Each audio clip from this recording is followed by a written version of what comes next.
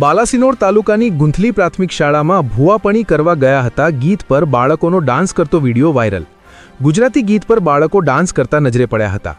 28 ફેબ્રુઆરીના રોજ પ્રાથમિક શાળામાં એન્યુઅલ કાર્યક્રમ થવાનો છે। કાર્યક્રમમાં વિવિધ સરકારની ગાઈડલાઈન પ્રમાણે જ પ્રોગ્રામો રાખવામાં આવ્યા છે તેમ આચાર્ય દ્વારા જણાવાયું હતું। અમારા કાર્યક્રમમાં કોઈપણ પ્રકારનો આવો પ્રોગ્રામ રાખ્યો નથી। બાળકોએ કદાચ નવરાશના સમયમાં આવો ડાન્સ કર્યો હશે।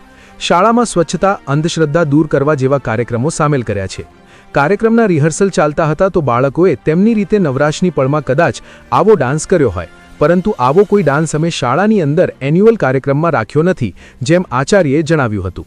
આ બાબતે વિડીયો વાયરલ થતાં શાળા ચર્ચામાં આવી। Bureau chief Sanjay Jaiswal, Mahisagar. આજરોજ અમને એક સોશિયલ મીડિયાના માધ્યમથી ખ્યાલ આવ્યો કે શાળાનો કોઈ આવો વિડીયો વાયરલ થયેલ છે, પરંતુ અમે આવતીકાલે જે અમારા શાળામાં કાર્યક્રમ છે આ બાબતમાં આવો કોઈ કાર્યક્રમ અમે રાખેલો નથી। બીજું કે શિક્ષણમાં વર્તમાન પ્રવાહમાં રાષ્ટ્રીય શિક્ષણ નીતિ 2020 અંતર્ગત સરકાર દ્વારા જે ગાઈડલાઈન છે એ મુજબના અમે કાર્યક્રમો આવતીકાલે જે રંગોત્સવ કાર્યક્રમ છે તેમાં અમે કરવાના છીએ। શાળામાં સ્વચ્છતા અનુલક્ષીને પણ અમે નાટક રાખેલું છે।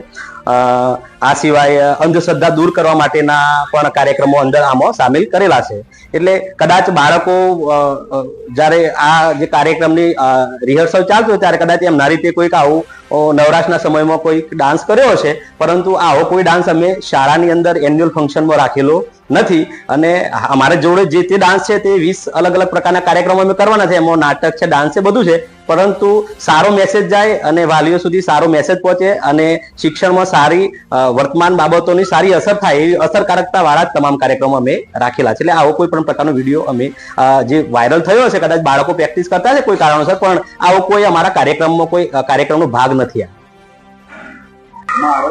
આવતીકાલે અમારી સ્કૂલમાં એન્યુઅલ ફંક્શન છે, તો અમે નવરાશના સમયમાં અમે જાતે પોતે ડાન્સ કરતા હતા। કોઈ પણ શિક્ષકે અમને કીધું નહોતું।